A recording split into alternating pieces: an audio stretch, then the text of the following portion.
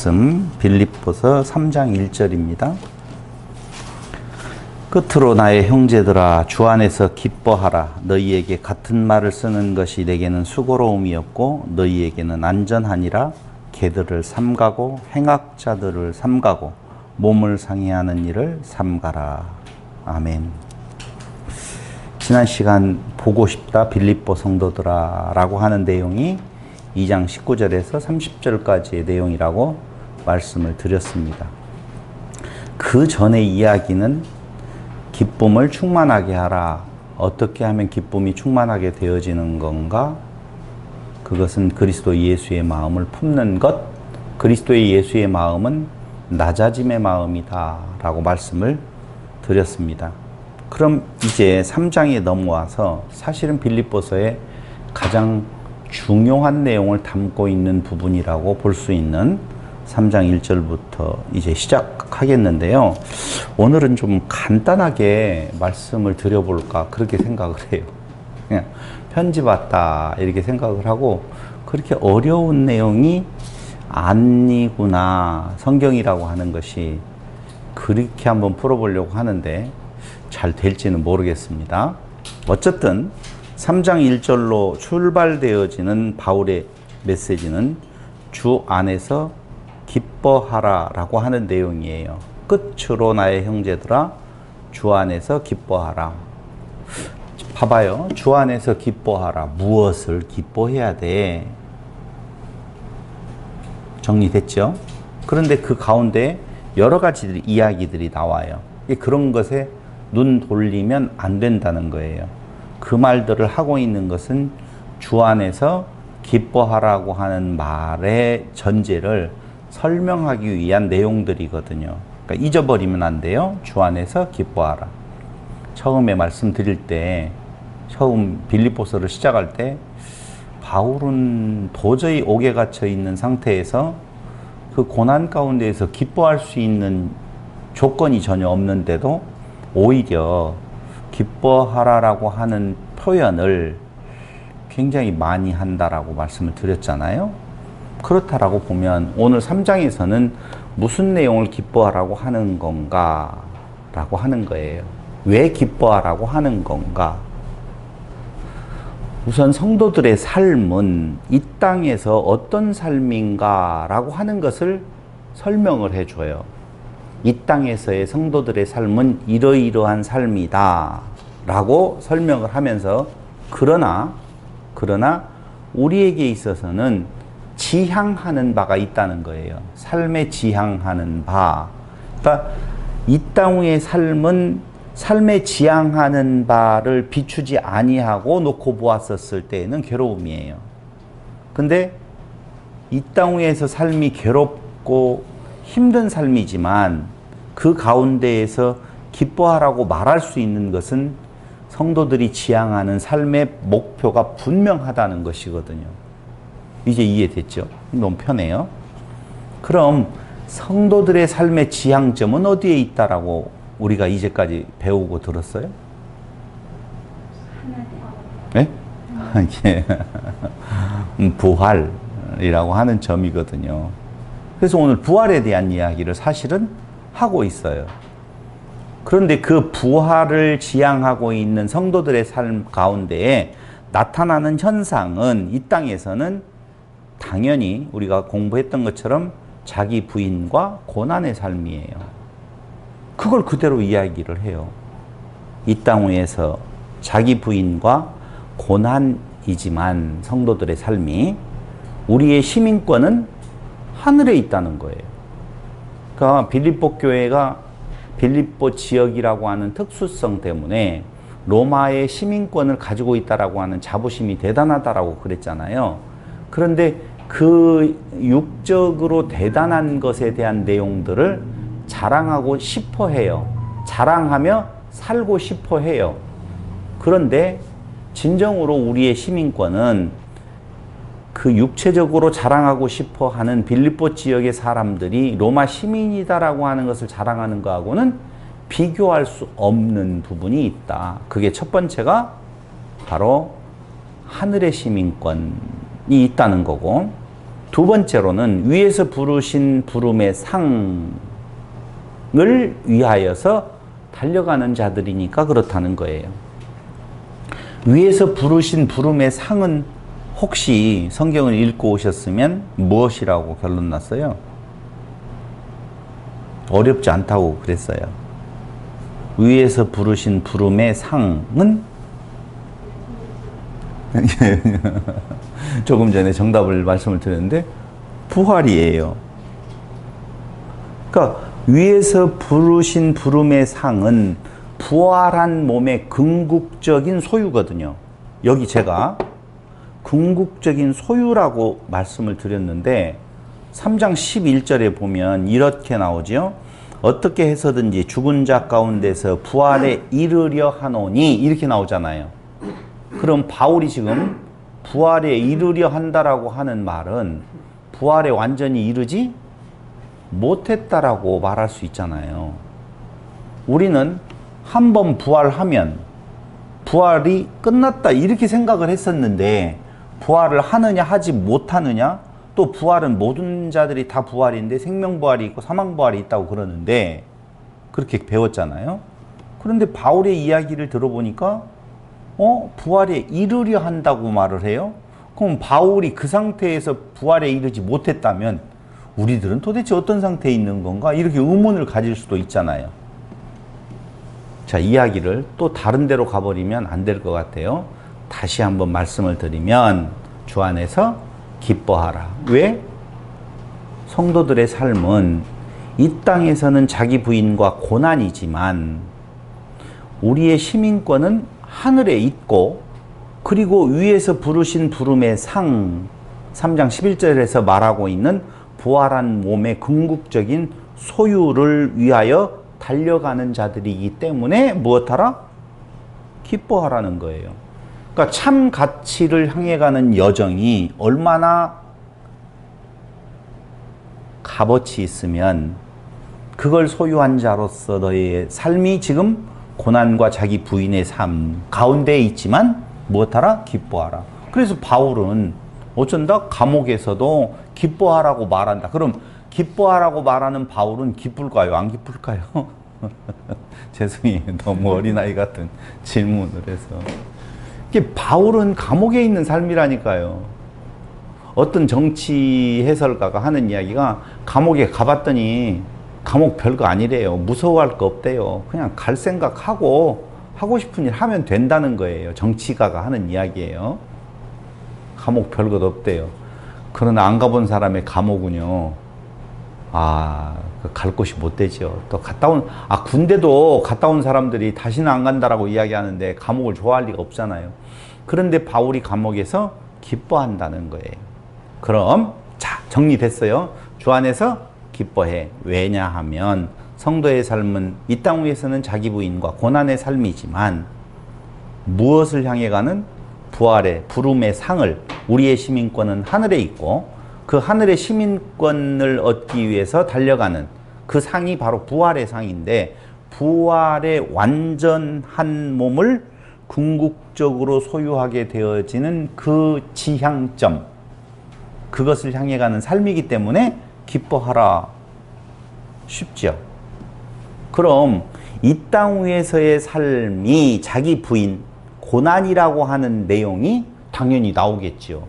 그게 3장 2절로 9절, 3장 10절이에요. 고난이라고 하는 삶이 3장 10절에 나타나고 있고 자기 부인의 삶이 3장 2절로 9절에 대한 내용이에요. 3장 2절. 그러면서 이렇게 쓰는 것이 너희에게, 같은 말을 쓰는 것이 내게는 수고로움이 없고, 같은 말을 쓴데 계속 강조했다는 거예요. 수고로움이 없고 너희에게는 안전하다라고 말하면서 개들을 삼가고 행악하는 자들을 삼가고 몸을 상해하는 일을 삼가하라, 이렇게 말을 해요. 삼가하라, 이 말은 우리말로 말하면, 다시 번역하면 조심하라, 그 말이거든요. 그러니까 조심하라, 조심하라, 조심하라 3번이나 강조해요. 조심해, 이런 것들을 이렇게 말하지 아니하고 요걸 조심하고 요걸 조심하고 요걸 조심해. 각기 굉장히 아주 악한 자들의 괴계는요, 우리가 거부할 수 없을 정도로 치밀하게 파고드는 부분이 있다니까요. 근데 그게 세 방향으로 온다는 거예요. 먼저는 개들을 삼가하래요. 그럼 개들은 뭘까요? 오, 좀 이상하지 않아요? 개들. 멍멍이? 도그? 개들은 조심해야 돼요. 물어버릴까봐? 그 말이 아니에요. 이 개들이라고 하는 말은요, 원래 유대인들이요, 할례를 행하지 않는 이방인들을 개로 여겼어요. 그때 그 개는요, 야생동물이고 해충도 많아서 우리 지금 오늘날의 개 생각하면 안 돼요. 집에서 키우는 개를 생각하면 안 되고, 개들은 야생동물이고 해충도 많이 있는 조금은 터부시하는 존재들이었어요. 그래서 그 이방인들을 유대인들은 개들이라고 구분해서 그들을 짐승과 같이 여겼었거든요. 그러면 개들을 삼가라 하고 말은 이방인들을 삼가라는 말인가요? 도구도 아니고 이방인들을 삼가라고 하는 말은 더더군다나 아니겠죠? 그럼 개들을 삼가라고 할 때 무슨 생각을 가졌었어요? 그 말 못 읽었어요. 그렇게 생각을 하죠. 우리 빌립보서 읽을 때마다 개들을 삼가고라고 할 때 개는 누구라고 생각하고 읽었냐고요.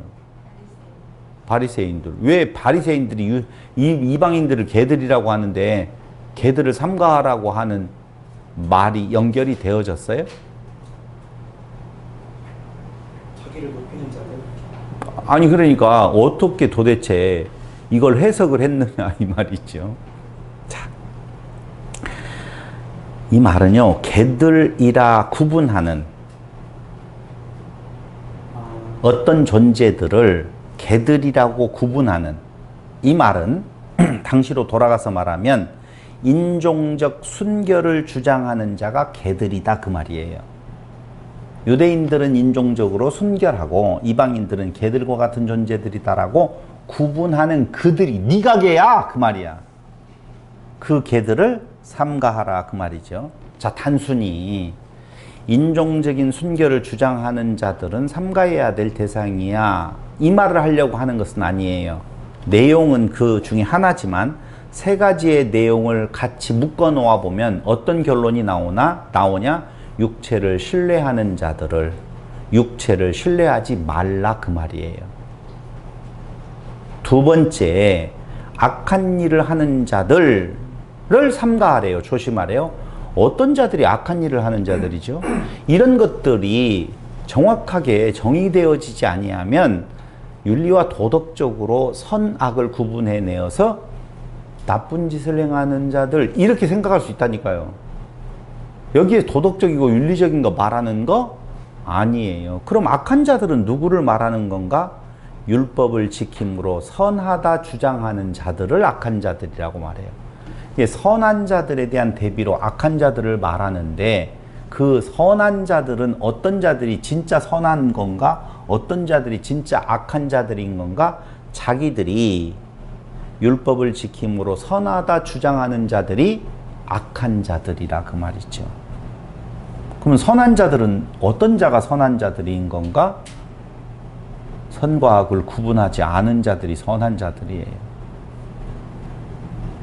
그게 이제 창세기까지 올라가야 되는데 거기까지 안 올라가고 세 번째, 살을 잘라내는 것 이게 할례지요. 살을 잘라내는 것이 중요하다 말하는 자들을 조심하라 그 말이에요. 그러면 할례도 행해야 돼. 반쪽짜리 구원 받지 말고 온전한 구원에 이르려고 보면은 할례도 행해야 되지. 할례도 율법 안에 있고 이 내용도 그 율법을 받은 자들이 자기들은 그 자기들 너머에 있는 인종적으로 특별한 존재들을 순결한 존재들이기에 그들을 개라고 말하는 자들은 다 한마디로 이 셋을 뭉뚱거려서 이야기하면 육체를 신뢰하는 자들을 조심하라. 이 말은 조심해야 될 내가 있고 조심해야 될 대상이 있는 것으로 생각만 하면 안 돼요. 너희가 육체를 신뢰하지 말라 그 말이에요. 그 말을 듣고 너희들도 자, 우리는 빌립보 지역의 사람들이야, 로마 시민권자야 라고 이야기하는 것처럼, 그러니까 있는 자들이 시험에 당할 확률이 높은 이유는 그게 몸에 배었기 때문에 구분하려고 하는 성향이 내재되어 있다는 것입니다. 이런 자들을 조심하라. 라고 이야기하면서 이렇게 말을 해요. 우리가 할례당이다 이렇게 말을 해요. 자, 율법으로 선함, 할례를 받음으로 선하다, 그리고 인종적으로 우리는 순수한 족속이다 라고 구분하는 육체를 신뢰하는 자들을 향하여서 뭐라고 하는 것이 아니라 그들을 조심하라라고 말하면서 너희들이 육체를 신뢰할까 두렵다라고 이야기하면서 그들이 그걸 가지고 유혹해 들어오는 것은 아니에요. 지금 갈라디아서에는 유혹하는 자들이 있었잖아요. 근데 여기에서는 아직 그런 일이 일어나는 것 같지는 않은데 미리 조심시키는 거예요. 미리. 왜? 너무 사랑하니까. 보고 싶은 너희들이 이런 유혹에 넘어가지 않았으면 참 좋겠다라고 하는 편지를 써보내면서 이거 조심해야 돼. 이런 일이 있었을 때 분명히 알아야 될 것 하나는 우리가 할례당이다. 그럼 우리가 무엇으로 할례당인 건가? 성령으로 하나님께 예배드리는 자. 성령으로 하나님께 예배드리는 자와 대비되어지는 반대편에 이제까지 이야기했던 나쁜 개념으로서의 반대편의 선자들은 육체를 강조하는 사람과 대조적으로 말하고 있는 거예요. 그러면 성령으로 하나님께 예배드리는 자는 어떻게 예배를 드려요? 성령은 우리에게 하시는 일이 뭐라고 그랬어요? 예수만을 증거한다고 그랬잖아요. 그러니까 자기 부인하게 만드는 거예요. 예수를 증거함으로 예수가 우리 안에 넘치면 자기 부인이 자동적으로 일어나게 되어 있어요. 그러면 자기 부인이 안 되어지고 자기 시인으로 간다는 말은 육체를 강조하는 사람, 육체를 자랑하는 사람들이라 그 말이죠. 저는 자랑할 만 하잖아요. 잘생겼으니까. 이렇게 말을 하면 여러분들이 웃는 것처럼 오늘 바울이 이야기를 하는 거예요. 바울은 자기가 잘났다라고 말하는데도 아무도 웃는 사람이 없었어요. 제가 이렇게 잘생겼잖아요 할 때는 웃는 사람이 많더라고요. 근데 바울은 자기의 자랑을 쭉 이야기를 하는데 안 웃어요. 왜냐하면 내가 육체적으로 자랑할 것이 엄청나게 많아. 그 할례당이라고 하는 자들이 자기들의 의를 자랑한다라고 보면 나는 누군 줄 알아? 그러면서 쭉 이야기를 해가요. 그거 보세요. 그러나 나도 거기 하나님의 성령으로 봉사하며 이야기했어요. 금방 하나님의 성령으로 하나님께 예배드리는 자.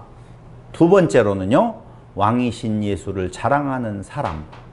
그럼 왕이신 예수를 자랑한다는 말은 조금 전에 이야기했던 것처럼 가문을 자랑하는 사람과 대조적이에요. 내 가문이 어쩐 줄 알아? 우리가 지금 누군 줄 알아? 유대인이야. 우리가 누군 줄 알아? 빌립보 지역의 로마 시민권을 가진 자야 라고 자랑하는 자들 앞에서 반대되는 자들은 왕이신 예수만을 자랑하는 자들이거든요. 그 말을 한마디로 말을 하면 육체를 신뢰하지 않은 사람은 유대인이든 이방인이든 모두가 다 진짜 참 할례당이라고 바울은 말하면서 4절 그러나 나도 육체를 신뢰할 만하며 만일 누구든지 다른 이가 육체를 신뢰할 것이 있는 줄로 생각하면 나는 더욱 그러하리니 나는 8일 만에 할례를 받고 아까 이야기했죠. 몸에 상처를 내는 것을 자랑으로 여긴다고. 이스라엘 족속이요 베냐민 지파요 히브리인 중에 히브리인이요 율법으로는 바리새인이요 열심으로는 교회를 박해하고 율법의 의로는 흠이 없는 자라. 이렇게까지 이야기해요. 율법의 겉으로 내가 얼마나 노력하고 힘써서 지킨 줄 아느냐? 율법의 의로는 다 흠이 없는 자야. 그러나 무엇이든지 내게 유익하던 것을 내가 그리스도를 위하여 다 해로 여길 뿐더러 그것은 그리스도를 위하여라고 하는 말은 디아라고 하는 단어로서 뭐뭐 때문에 그리스도 때문에 다 해로 여길 뿐더러 또한 모든 것을 해로 여김은 내 주 그리스도 예수를 아는 지식이 가장 고상하기 때문이라. 내가 그를 위하여 모든 것을 잃어버리고 배설물로 여기는 이유는 여김은 그리스도를 얻고 그 안에서 발견되려 함이니 내가 가진 의는 율법에서 난 것이 아니요 오직 그리스도를 믿음으로 말미암은 것이니 곧 믿음으로 하나님께로부터 난 의라 라고 정확하게 말을 해주고 있는 거예요. 여기에 어려운 단어 있어요? 하나도 없어요. 그러면서 그는 오늘 삼가하라 세 가지.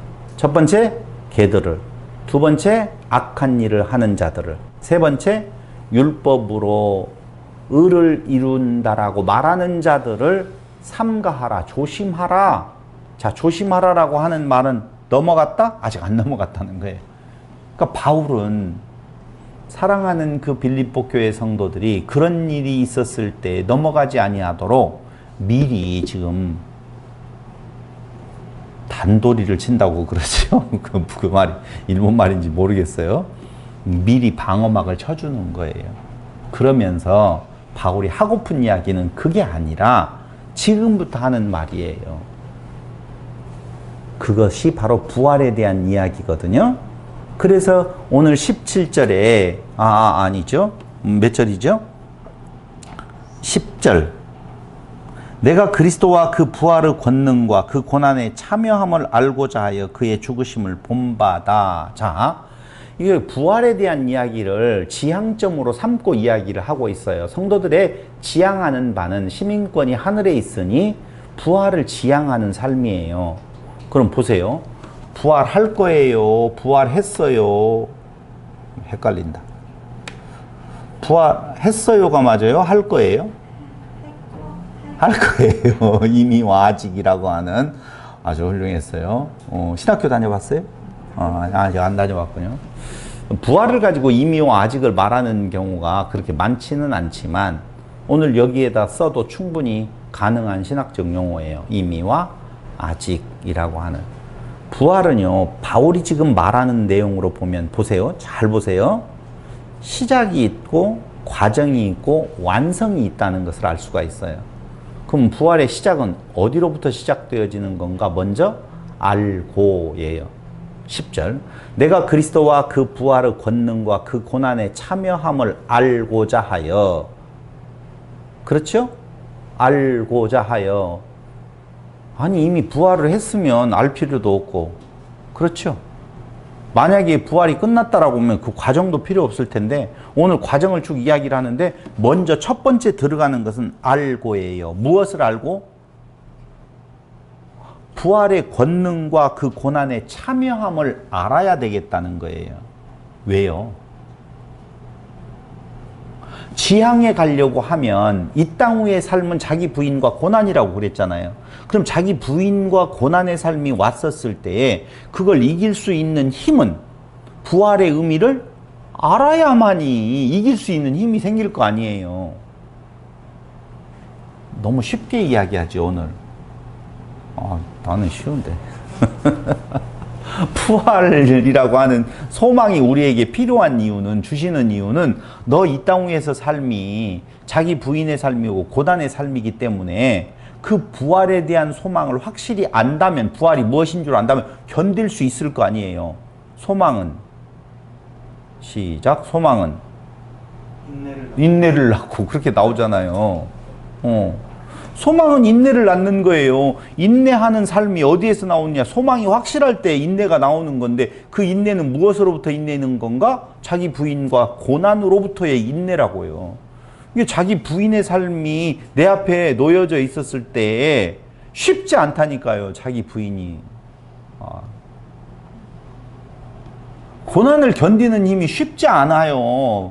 만만치 않습니다. 그 도전이. 그런데 바울은 오늘 모든 것을 다 배설물로 여기고 오직 그리스도를 아는 지식, 그것만을 자랑한다라고 말할 수 있는 것은 그는 그 부활의 소망을 어떻게 했기 때문에? 알았기 때문에.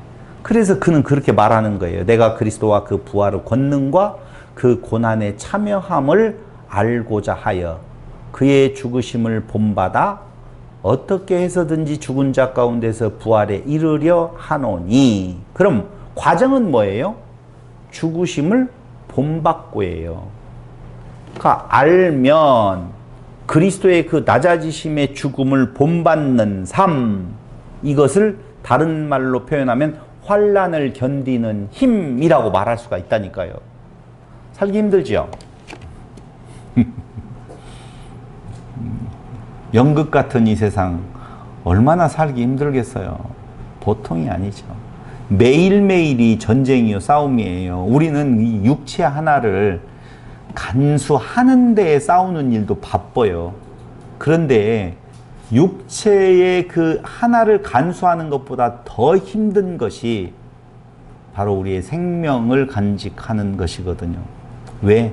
사단은 그걸 공격해 들어오거든요. 끝없이 너 있음에 대한 자리로 나아가라고 우리를 유혹하는데 이 유혹에서 견디는 자 없어요. 부부싸움 해보셨어요? 해보셨어요? 왜 싸워요? 싸울만 하죠. 그렇죠. 싸울만 안 해요. 남자는 무엇을 먹고 산대요? 여자의 인정을 먹고 산대요. 인정해주는 자를 위해서 목숨을 버린다고 그러잖아요. 그렇죠. 여자는 무엇을 먹고 산대요? 모르겠어요. 내가 여자가 아니라서. 서로가 서로의 입장에서 자기를 주장해요.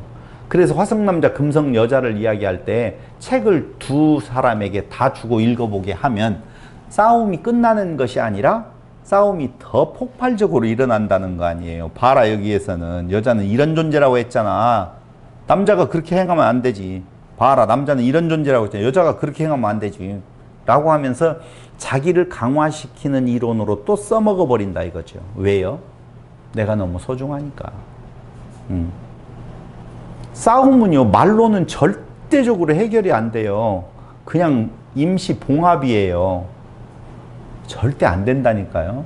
그래, 내가 잘못했다고 해. 그러지, 잘못했어가 어려운 이야기라고요.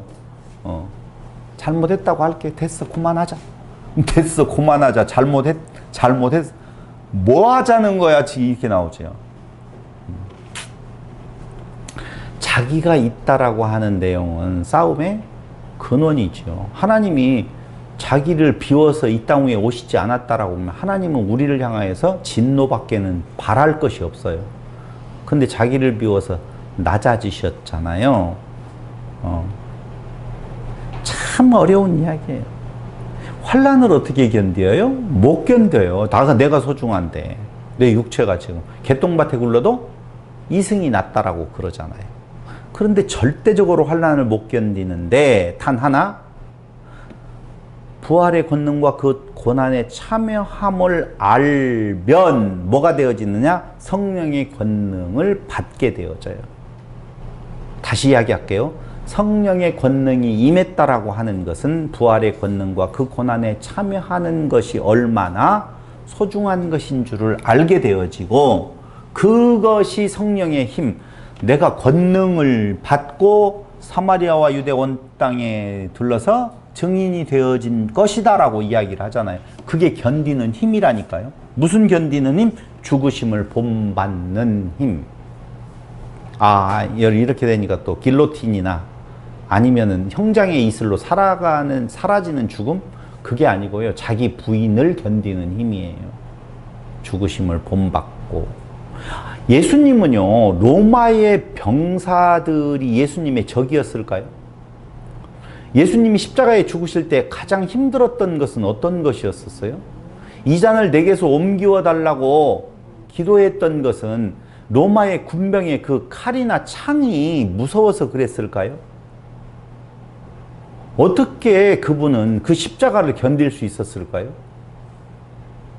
그게 자기 부인이라고요. 그게 부활의 권능을 아는 거라고요. 그가 죽음으로 끝나지 아니하고 부활하여 왕으로 등극하실 것을 알고, 그 왕으로 등극되어질 때 사랑하는 자들이 자기의 지체가 되어서 같이 부활할 것을 알기 때문에 그는 그 십자가, 그 죽으심을 견딜 수 있었고, 그걸 아는 우리는 성령의 능력으로 그 죽으심을 본받는 자가 되어지고, 그럴 때 마지막 완성 부활에 이르게 된다 그 말이죠. 3장 11절 그렇게 나오죠. 어떻게 해서든지 죽은 자 가운데서 부활에 이르려 하노니, 부활에 이른다 그 말이에요. 이루었다, 완성이 아닌 거네요. 이르려 한다.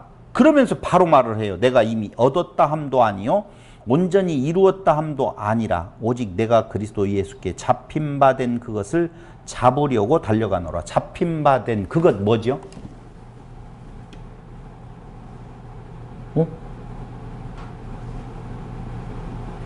잡힌 바 되었대요. 잡힌 바 된, 그 잡힌 바 된 것이 뭐가 잡힌 바 된 거예요? 잡힌이 어떤 단어를 써야죠? 아, 참 헷갈리네. 잡힌 이거구나. 잡힌 바. 이거 뭐예요? 된 그것. 어렵지 않아요. 부활이에요. 이게 부활의 첫 번째 잡힌 바 되어서 이제는 어떻게 완성의 단계까지 나아가기 위해서 지금 달려가고 있다. 그 말이죠. 근데 그것은 완전히 이루었다 함도 아니고 얻은 것도 아니라네요. 아니 생각을 해보세요. 바울이 아직 이룬 것도 아니고 얻은 것도 아니라고 보면 우리는 뭐냐고요. 근데 사람들은요, 부활했느냐 안 했느냐에다가 모든 관점을 거기에다 두네요. 그게 아니에요. 아니 이미 바울은 부활에 이른 자라고 우리는 말할 수 있잖아요. 그런데도 그가 저렇게 달려간대요. 이루었으면 가만히 있어도 되잖아요. 우리 보통 이론이 그래요. 구원 받았으면 됐잖아. 끝. 잡힌 바 되었기 때문에 달려가는 것이고요. 이루어질 것을 확실히 알기 때문에 그걸 구하는 거예요. 그러니까 우리의 삶이라고 하는 내용은요, 우리는 단답형이에요. 구원 받았어? 안 받았어예요. 성경은 구원 받았어? 안 받았어가 아니라 너희가 이제 첫 번째 잡힌 바 되었다는 거예요. 그러면 잡힌 바 되었다라고 하면 그 손 잡고 어떻게 해요? 그것을 완성의 날까지 달려가는 삶이 우리 앞에 있는 것이죠. 그게 야고보서예요. 달려가자는 거죠. 바울은 지금 그렇게 이야기를 하고 있는 거예요. 한마디로 말을 하면은요, 3장 21절에 보면은 이렇게 나오네요.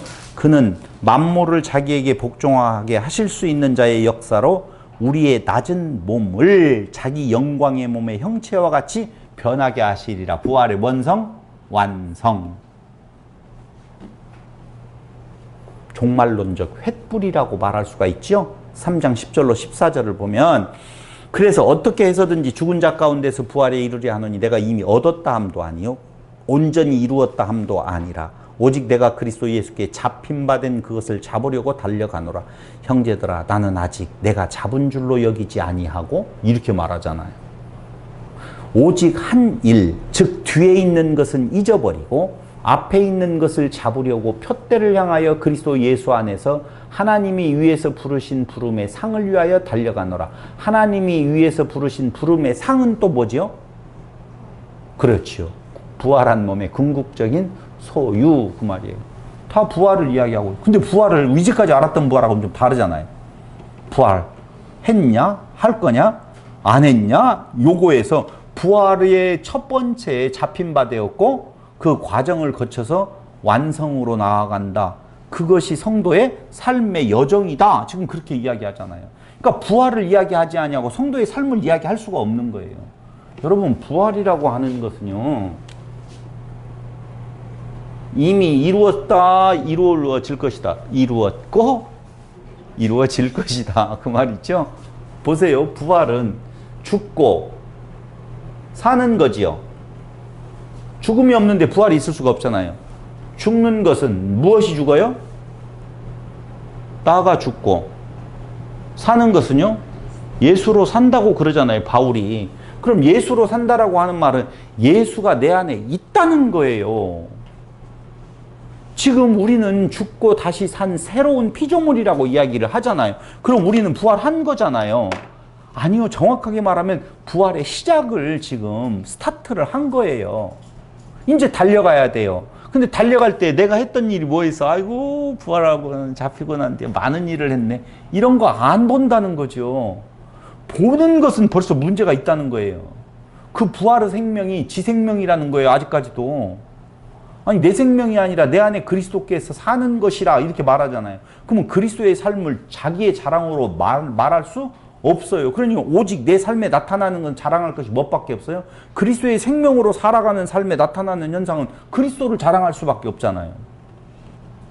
그래서 바울이 말하는 거예요. 할례당이라고 하는 의미로서의 자기의 옛것을 자랑하는 것이 아니라 배설물로 여기고 오직 그리스도만을 자랑할 것밖에 없다. 그렇기 때문에 그는 부활에 잡힌 바 된 자라고 말할 수가 있는 거예요. 그러면 여러분들과 저는 부활에 잡힌 바 된 자들일까요? 모르겠어요. 제가 어떻게 알아요? 알아서 살아가세요. 정확하지 않아요, 너무? 이렇게 말을 하면 안 되죠. 정확하지 않다고 생각할 수도 있는데 정확하지 않아요. 그러면 대답 안 해줄 수도 없고. 부활에 이르게 다니엘서 12장 2절을 한번 보실래요? 자, 부활에 잡힌 자의 삶이 어떻게 나타날 수 있는 건가에 대한 내용 12장 2절 1절부터 볼게요. 그때 내 민족을 호위하는 큰 군주 미가엘이 일어날 것이요 또 환란이 있으리니 이는 개국 이래로 그때까지 없던 환란일 것이며 그때 내 백성 중 책에 기록된 모든 자가 구원을 받을 것이라. 땅의 티끌 가운데에서 자는 자 중에서 많은 사람이 깨어나 영생을 받는 자도 있겠고 수치를 당하여서 영원히 부끄러움을 당할 자도 있을 것이며 여러분과 저는요 영생을 받는 자에 속하겠지요. 속했으면 좋겠어요. 3절 지혜 있는 자는 이제 그렇게 나와요. 궁창의 빛과 같이 빛날 것이요 많은 사람을 옳은 대로 돌아오게 하는 자는 별과 같이 영원토록 빛나리라. 그 말. 바울은 여기에 해당되는 사람이겠지요. 여러분들과 저는요 이고 싶어요. 이런 사람. 그게 부활에 사로잡힌 그래서 옥중에서도 무엇하라? 기뻐하고 기뻐하고 기뻐한다? 너희도 기뻐하라. 그 말이에요.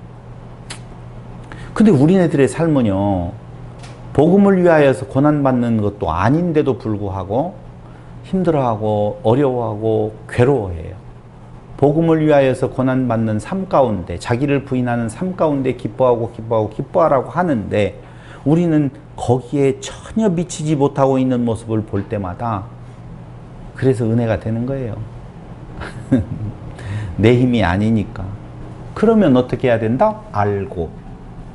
그거예요. 무엇을 알고? 부활의 권능과 그 고난에 참여함을 알고 라고 하는 것이죠. 잠시 잠깐 지나갑니다, 여러분. 세상 그렇게 오래지 않아요.